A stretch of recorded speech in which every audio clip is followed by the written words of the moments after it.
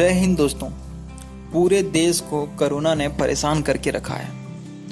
कल 3 मई है और दूसरा लॉकडाउन खत्म हो जाएगा। उसके बाद स्टार्ट होगा तीसरा लॉकडाउन जो 17 मई तक चलेगा। दोस्तों, राहत की बात यह है कि इस तीसरे लॉकडाउन में कुछ छूट मिलेगी और इसके लिए पूरे देश को 3 जोन में बांटा गया है, रेड जोन, ऑरेंज जोन और ग्रीन जोन।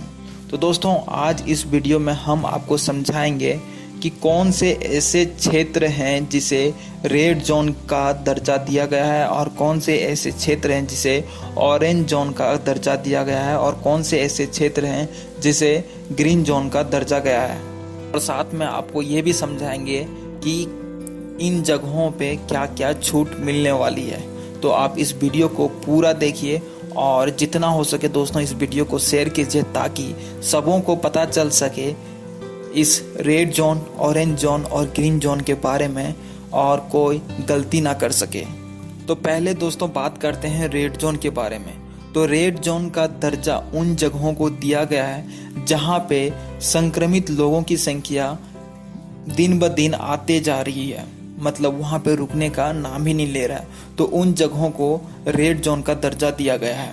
दोस्तों, ऑरेंज जोन की दर्जा उन जगहों दी गई है जिन जगहों पे संक्रमित लोगों की जो संख्या है वो आ रही है, लेकिन बहुत ही कम तादाद में आ रही है। मतलब कि आज एक है तो 2 दिन बाद फिर से एक आया, तो उन जगहों को ऑरेंज जोन की दर्जा दी गई है।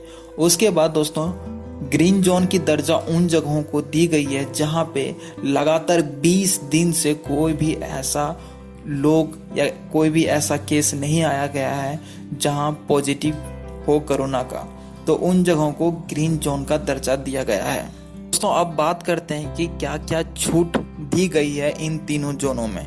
लेकिन उससे पहले बात करते हैं कि पूरे देश में क्या बंद रहेगा, चाहे वो रेड जोन हो, चाहे वो ऑरेंज जोन हो, चाहे वो ग्रीन जोन हो।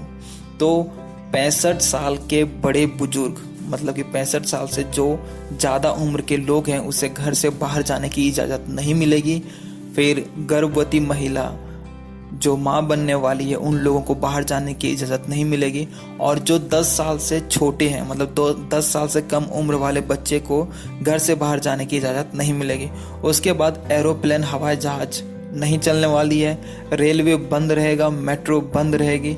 उसके बाद इंटर स्टेट मूवमेंट, मतलब कि एक राज्य से दूसरे राज्य बाय द रोड से आने जाने की इजाज़त नहीं दी जाएगी।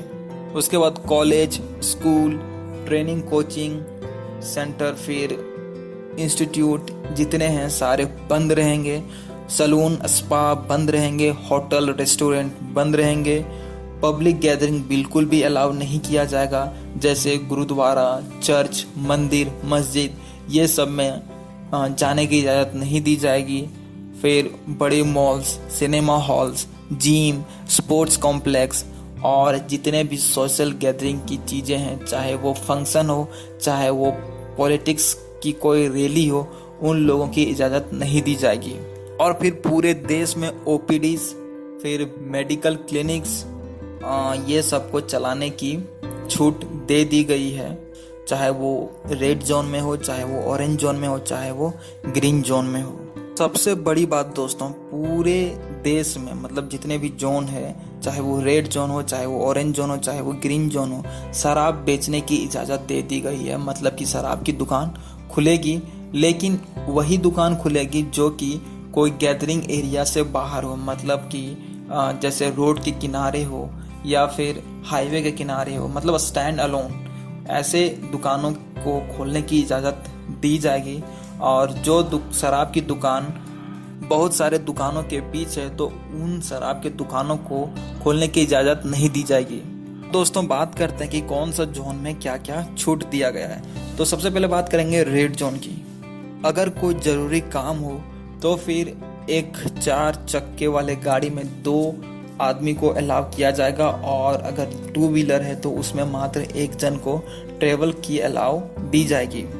ऐसे सामानों के कारखाने जो देश से बाहर एक्सपोर्ट किया जाता है उन कारखानों को खोलने की इजाज़त दी गई है।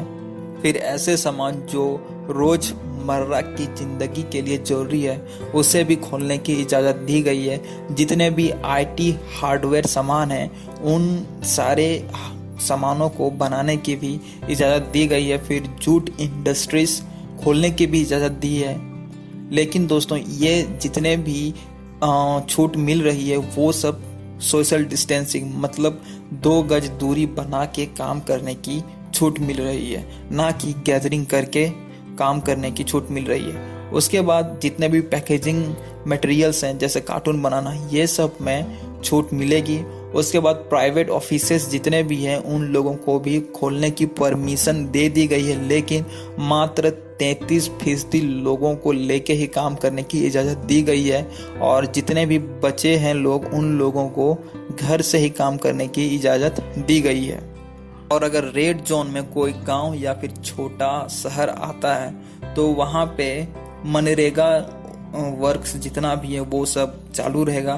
खाने की जो प्रोसेसिंग है वो सब चालू रहेंगे और जो ईंट बनाने की जो प्रक्रिया है वो सब कारखाने भी चालू रहेंगे।